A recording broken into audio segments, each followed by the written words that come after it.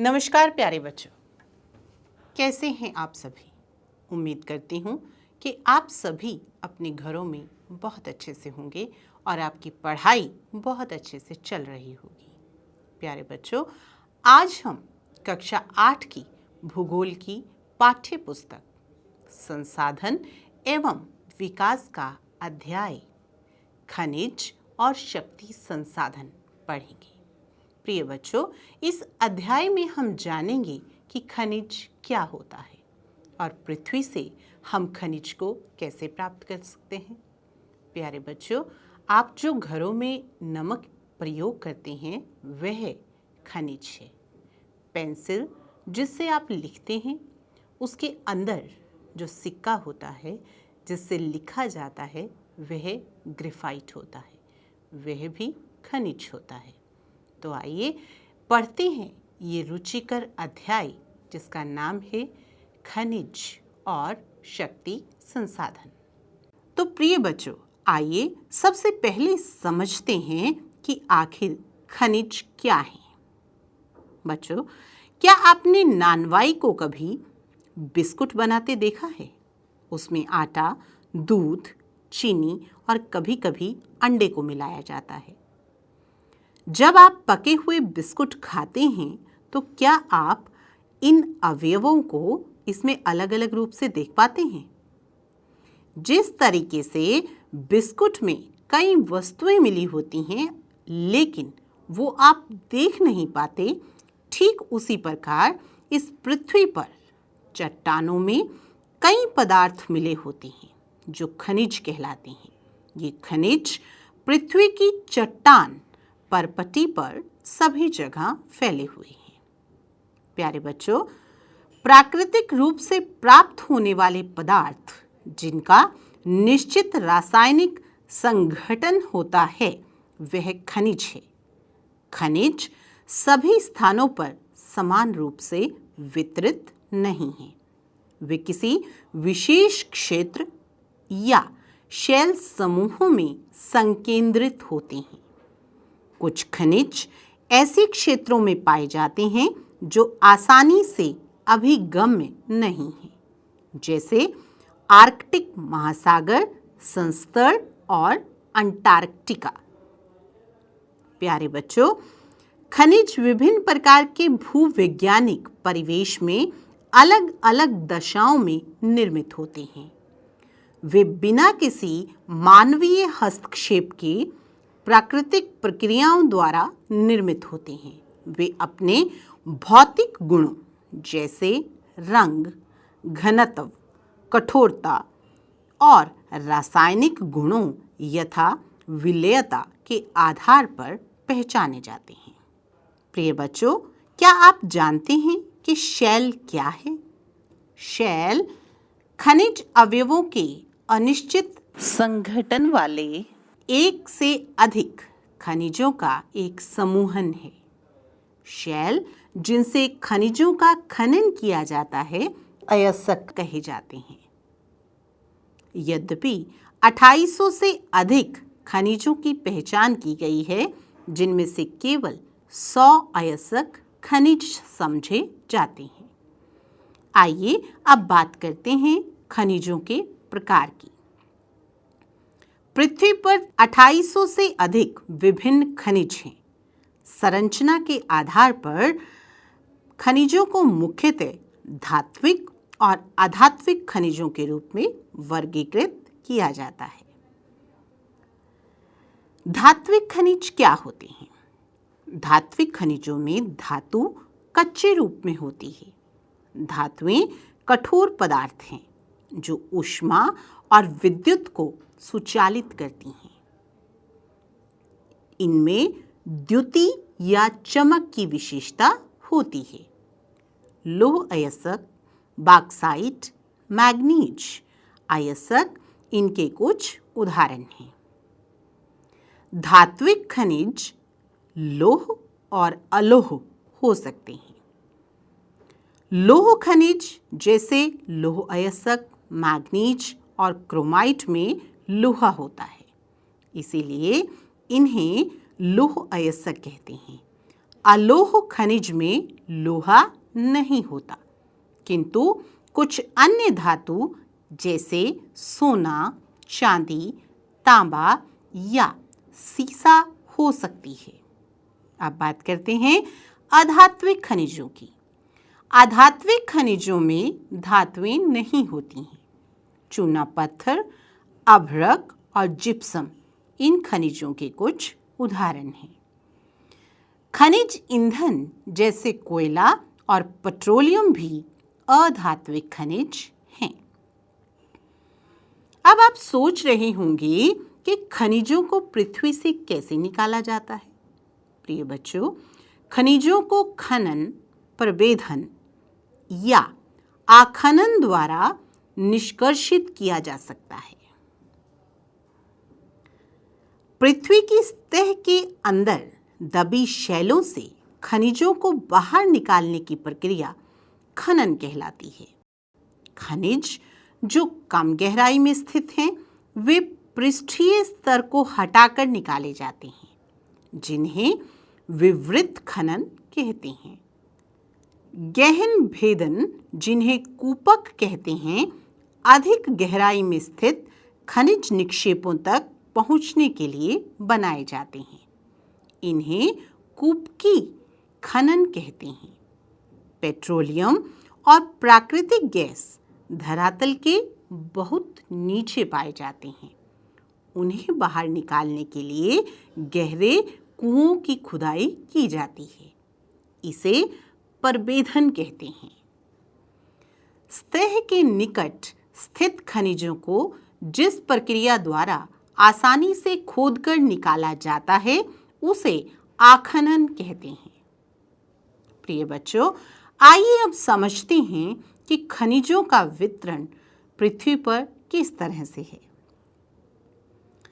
खनिज विभिन्न प्रकार की शैलों में पाए जाते हैं।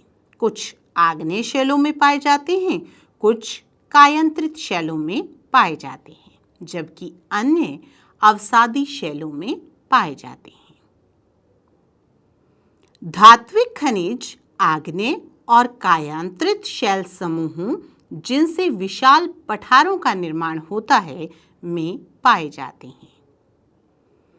अगर विश्व में महाद्वीपों को देखें, अलग अलग जो हमारे महाद्वीप हैं, अगर उनको देखें तो प्रिय बच्चों, हमारा जो सबसे बड़ा महाद्वीप है एशिया, उसके पास विशाल लौह अयस्क निक्षेप हैं। यह महाद्वीप विश्व को आधे से अधिक टिन उत्पादन करता है। एशिया में मैग्नीज, बॉक्साइट, निकेल, जस्ता तथा तांबा भी निक्षेपित किया जाता है। अगर बात यूरोप की करें तो यूरोप विश्व में लौह अयस्क का सबसे बड़ा उत्पादक क्षेत्र है। रूस, यूक्रेन, स्वीडन और फ्रांस लौह अयस्क के विशाल निक्षेप वाले देश हैं। उत्तर अमेरिका में खनिज 3 भागों में हैं। ग्रेट लेक के उत्तर में कैनेडियन शील्ड प्रदेश, एप्लेशियन प्रदेश और पश्चिम की पर्वत श्रृंखलाएं, जहां से लौह अयस्क, निकेल, सोना, यूरेनियम और तांबे का खनन किया जाता है। दक्षिण अमेरिका में ब्राजील विश्व में उच्च कोटि के लौह अयस्क का सबसे बड़ा उत्पादक है। चिली और पेरू तांबे का अग्रणी उत्पादक है। ब्राजील और बोलिविया विश्व में टिन के सबसे बड़े उत्पादक क्षेत्रों में माना जाता है। प्रिय बच्चों, अब बात करते हैं अफ्रीका की। अफ्रीका खनिज संसाधनों में सबसे धनी है। यहाँ हीरा, सोना और प्लेटिनम का विश्व में सबसे अधिक उत्पादन होता है। दक्षिण अफ्रीका, जिम्बाब्वे और जायरी विश्व में सोने का एक बड़ा भाग उत्पादित करते हैं। ऑस्ट्रेलिया विश्व में बॉक्साइट का सबसे बड़ा उत्पादक है। यह सोना, हीरा, लौह अयस्क, टिन और निकेल का अग्रणी उत्पादक है। अंटार्कटिका की अगर बात की जाए तो अंटार्कटिका में ट्रांस अंटार्कटिक पर्वत में कोयले और पूर्वी अंटार्कटिका के प्रिंस चार्ल्स पर्वत के निकट लोहे के महत्वपूर्ण मात्रा में निक्षेपों का पूर्वानुमान किया गया है। लौह अयस्क, सोना, चांदी और तेल भी वाणिज्यिक मात्रा में उपलब्ध है। प्यारे बच्चों, तो आपने देखा कि विश्व में किन किन भागों में कौन कौन से खनिज बहुतायत पाए जाते हैं। आइए अब बात करते हैं खनिज के उपयोग की। प्यारे बच्चों, खनिज का उपयोग कहाँ कहाँ होता है? खनिज का उपयोग कई उद्योगों में होता है। रत्नों के लिए प्रयोग किए जाने वाले खनिज प्राय कठोर होते हैं। इन्हें आभूषण बनाने के लिए विभिन्न शैलियों में जड़ा जाता है। आपने देखा सोने में लोग किस तरह से हीरे को जड़ देते हैं और चांदी में किस तरीके से पन्ना या अन्य रत्न जो हैं वो जड़े जाते हैं। और जो खनिज आभूषणों के लिए प्रयोग किए जाते हैं ये प्राय कठोर प्रवृत्ति के होते हैं। तांबा एक अन्य धातु है जिसका उपयोग सिक्के से लेकर पाइप तक प्रत्येक वस्तु में किया जाता है। कंप्यूटर उद्योग की अगर बात करें तो इसमें प्रयुक्त होने वाला सिलिकॉन क्वार्ट्ज से प्राप्त होता है। एल्यूमीनियम जिसे उसके अयस्क बॉक्साइट से प्राप्त किया जाता है का उपयोग ऑटोमोबाइल और हवाई जहाज, बोतलबंदी उद्योग, भवन निर्माण और रसोई के बर्तन तक बनाने के लिए किया जाता है। प्यारे बच्चों, अब बात सोचने वाली है कि जब हम खनिजों का इतना उपयोग करते हैं तो इनको संरक्षित कैसे किया जाए, अर्थात आने वाली पीढ़ियों के लिए इन्हें कैसे सहेज कर रखा जा सकता है। प्यारे बच्चों, खनिजों का संरक्षण कैसे हो? खनिज अनवीकरणीय संसाधन है। खनिजों के निर्माण और संचयन में हजारों वर्ष लगते हैं। मानवीय उपभोग की दर की तुलना में निर्माण की दर बहुत धीमी है, अर्थात खनन की प्रक्रिया में बर्बादी को घटाना आवश्यक है। धातुओं का पुनर्चक्रण एक अन्य तरीका है जिससे खनिज संसाधनों को संरक्षित किया जा सकता है। सामने जो चित्र दिया गया है इसके बारे में देखिए। इसमें खनिज को पुनर्चक्रण, पुनः प्रयोग और कम प्रयोग करके संरक्षित करने की सलाह दी गई है।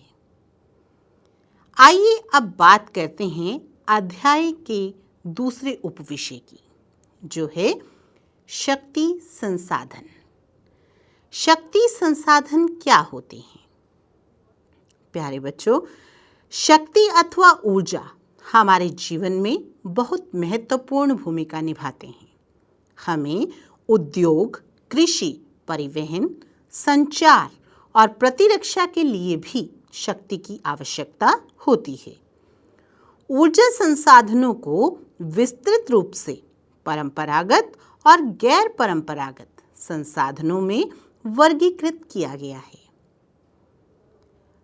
परंपरागत स्रोत की अगर बात करें तो ऊर्जा के परंपरागत स्रोत वे हैं जो लंबे समय से सामान्य उपयोग में लाए जा रहे हैं। ईंधन और जीवाश्मी ईंधन परंपरागत ऊर्जा के दो मुख्य स्रोत हैं। ईंधन की अगर बात करें तो इसका उपयोग खाना पकाने और ऊष्मा प्राप्त करने के लिए व्यापक रूप में होता है। हमारे देश में ग्रामीणों द्वारा उपयोग की गई 50% से अधिक ऊर्जा ईंधन से प्राप्त होती है। प्यारे बच्चों, ऊर्जा के परंपरागत स्रोतों की अगर बात की जाए तो इन स्रोतों से क्या लाभ हैं और क्या हानियां, आइए इन्हें समझते हैं। सबसे पहले बात करते हैं घरों में यानी ग्रामीण क्षेत्र में घरों में प्रयोग होने वाले ईंधन की। अगर इनके लाभ के बारे में बात की जाए तो ये सुप्राप्य हैं, बहुसंख्यक लोगों को ऊर्जा प्रदान करते हैं। अगर इसकी हानि की बात की जाए तो संग्रहण में अधिक समय लगता है, ये प्रदूषण फैलाने वाले होते हैं, हरित गृह प्रभाव में वृद्धि करता है। प्रिय बच्चों, अब बात करते हैं कोयले की। यह बहुतायत में पाया जाने वाला जीवाश्मी ईंधन है। इसका उपयोग घरेलू ईंधन उद्योगों जैसे लोहा और इस्पात बनाने के लिए किया जाता है। कोयले से प्राप्त विद्युत को तापीय ऊर्जा कहा जाता है। कोयला जिसको हम आज उपयोग कर रहे हैं वह लाखों वर्ष पूर्व विशाल फर्न और दलदल के पृथ्वी की परतों में दबने से बना। इसलिए कोयला अंतर्हित धूप के रूप में भी जाना जाता है। विश्व में कोयला उत्पादन करने वाले देशों में चीन, संयुक्त राज्य अमेरिका, जर्मनी और भारत हैं। भारत में कोयला उत्पादन क्षेत्रों में रानीगंज, पश्चिम बंगाल में झरिया और धनबाद और बोकारो शामिल हैं। प्यारे बच्चों, अब बात करते हैं पेट्रोलियम की। पेट्रोलियम शब्द लैटिन भाषा के पेट्रा अर्थात शैल और ओलियम अर्थात तेल से लिया गया है, इसलिए पेट्रोलियम का अर्थ शैल तेल भी है। पेट्रोल जिससे आपकी कार चलती है और तेल जो आपकी साइकिल को चरमराने से रोकता है, दोनों की शुरुआत गाढ़े काले द्रव से होती है जिसे पेट्रोलियम कहते हैं। यह शैलों की परतों के मध्य पाया जाता है। इसका भेदन अपतटीय या तटीय क्षेत्रों में स्थित तेल क्षेत्रों से किया जाता है। पेट्रोलियम और इससे बने उत्पादों को काला सोना भी कहा जाता है। भारत में पेट्रोलियम के मुख्य उत्पादन क्षेत्रों में असम में डिगबोई, मुंबई में बॉम्बे हाई और कृष्णा और गोदावरी नदियों के डेल्टा हैं। प्रिय बच्चों, अब हम पढ़ेंगे प्राकृतिक गैस के बारे में। प्राकृतिक गैस जिसे CNG भी कहा जाता है, जिसका हिंदी अर्थ है संपीड़ित प्राकृतिक गैस। प्राकृतिक गैस पेट्रोलियम निक्षेपों के साथ पाई जाती है और तब निर्मुक्त होती है जब अपरिष्कृत तेल को धरातल पर लाया जाता है। इसका प्रयोग घरेलू एवं वाणिज्यिक ईंधनों के रूप में किया जाता है। रूस, नॉर्वे, यूके और नीदरलैंड प्राकृतिक गैस के मुख्य उत्पादक क्षेत्र हैं। भारत में जैसलमेर, कृष्णा गोदावरी का डेल्टा, त्रिपुरा और मुंबई के कुछ अपतटीय क्षेत्र ऐसे हैं जहां से प्राकृतिक गैस उपलब्ध होती है। विश्व के बहुत कम देशों के पास प्राकृतिक गैस के भंडार हैं। अगर हम जल विद्युत की बात करें तो जल विद्युत बांधों में वर्षा जल अथवा नदी जल ऊंचाई से गिराने के लिए संग्रहित किया जाता है। बांध के अंदर से पाइप के द्वारा बहता हुआ जल बांध के नीचे स्थित टरबाइन के ऊपर गिरता है।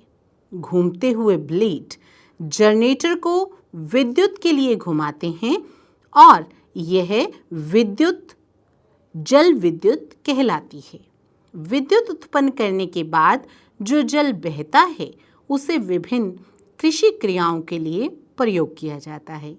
कुछ स्थानों पर इसमें मत्स्य पालन भी किया जाता है।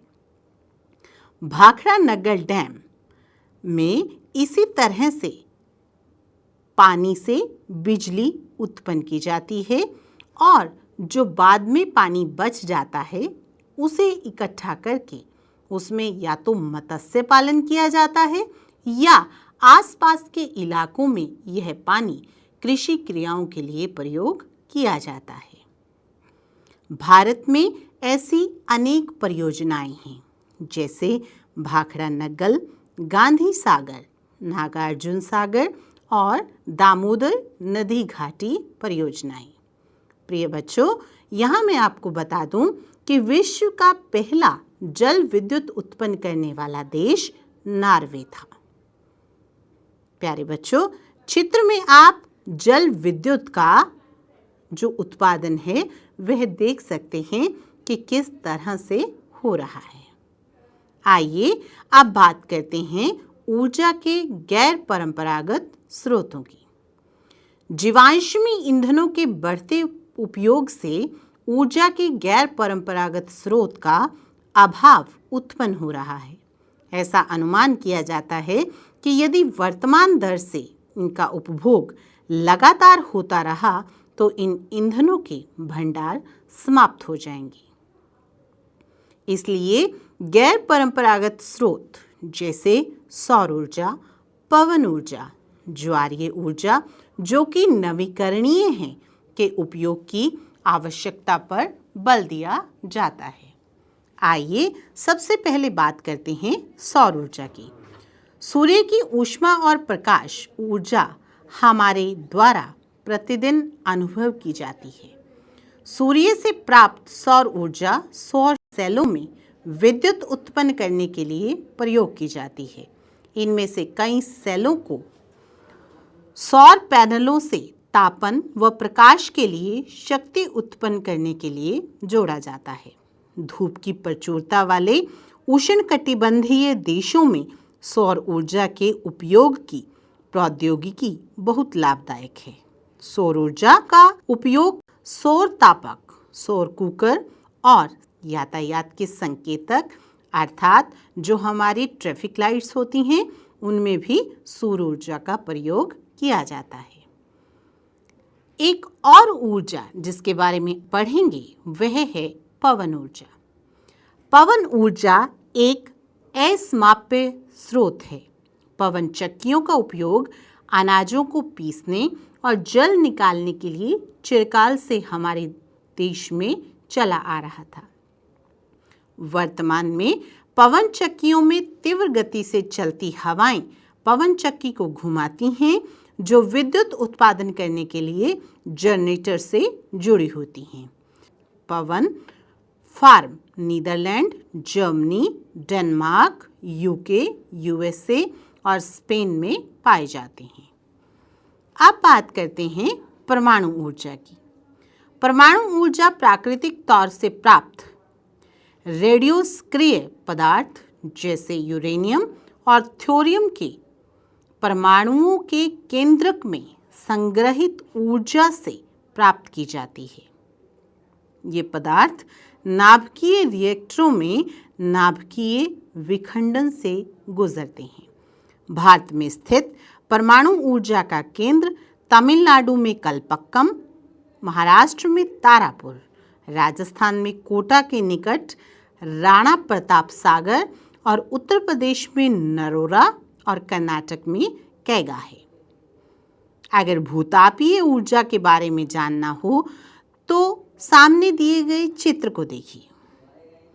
इसमें आपको दिखाया गया है भूतापीय ऊर्जा के बारे में। ताप ऊर्जा जो पृथ्वी से प्राप्त की जाती है भूतापीय ऊर्जा कहलाती है। पृथ्वी के अंदर गहराई बढ़ने के साथ तापमान में लगातार वृद्धि होती जाती है। कभी कभी यह तापमान ऊर्जा भूसतह पर गर्म जल के झरनों के रूप में प्रकट हो सकती है। भारत में भूतापीय ऊर्जा के संयंत्र हिमाचल प्रदेश में मणिकरण और लद्दाख में पुगा घाटी में स्थित हैं। प्रिय बच्चों, ज्वारीय ऊर्जा समझते हैं कि ज्वारीय ऊर्जा क्या होती है। ज्वार से उत्पन्न ऊर्जा को ज्वारीय ऊर्जा कहते हैं। इस ऊर्जा का विदोहन समुद्र के संकरे मुहानों में बांध के निर्माण से किया जाता है।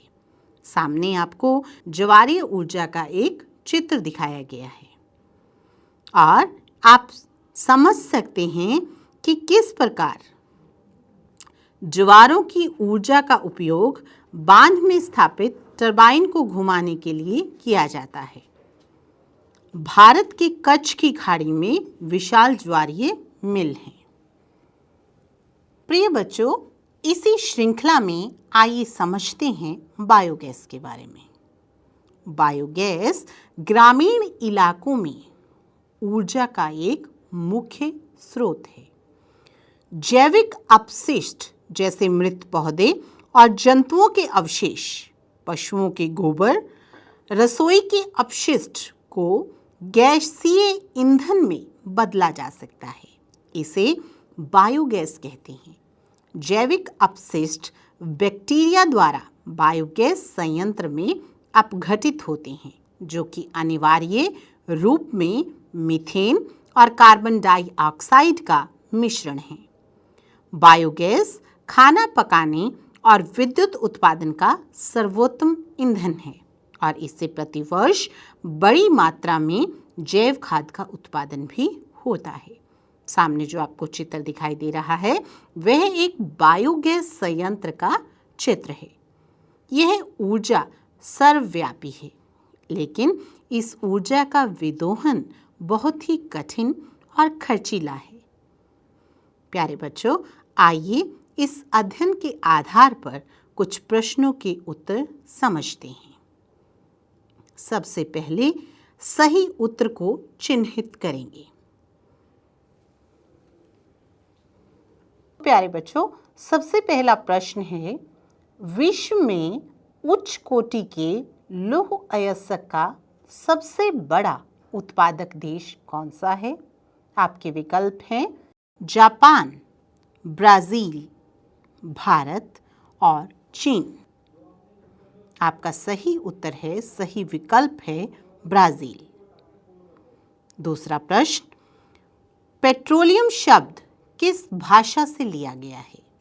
ग्रीक, लैटिन, अंग्रेजी या फ्रेंच? प्रिय बच्चों, पेट्रोलियम शब्द लैटिन भाषा से लिया गया है। अगला प्रश्न, विश्व का पहला जल विद्युत उत्पन्न करने वाला देश कौन सा था? आपके विकल्प हैं संयुक्त राज्य अमेरिका, जापान, नॉर्वे या चीन। सही विकल्प है नॉर्वे।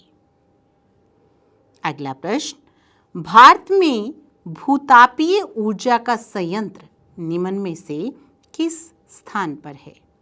झारखंड और कर्नाटक, गुजरात व महाराष्ट्र, लद्दाख व हिमाचल प्रदेश, असम व छत्तीसगढ़। प्रिय बच्चों, इसका सही उत्तर है लद्दाख और हिमाचल प्रदेश। तो प्रिय बच्चों, देखा आपने कि खनिज कैसे धरती से निकाले जाते हैं और किन किन महाद्वीपों में कौन कौन से खनिज पाए जाते हैं, ये भी आपने जाना। इसके साथ साथ ऊर्जा के परंपरागत और गैर परंपरागत स्रोतों के बारे में भी आपने अच्छे से समझा। प्रिय बच्चों, अब आप अपने गृह कार्य के तौर पर ये जानने की कोशिश करेंगे कि जो ऊर्जा के नवीन स्रोत हैं, जैसे सौर ऊर्जा, भूतापीय ऊर्जा, इन सब से पर्यावरण को क्या फ़ायदा होता है, अर्थात ये किस तरह हमारे लिए लाभकारी हैं। और मैं ये उम्मीद करूँगी कि आपको ये अध्याय बहुत अच्छे से समझ आ गया होगा। धन्यवाद।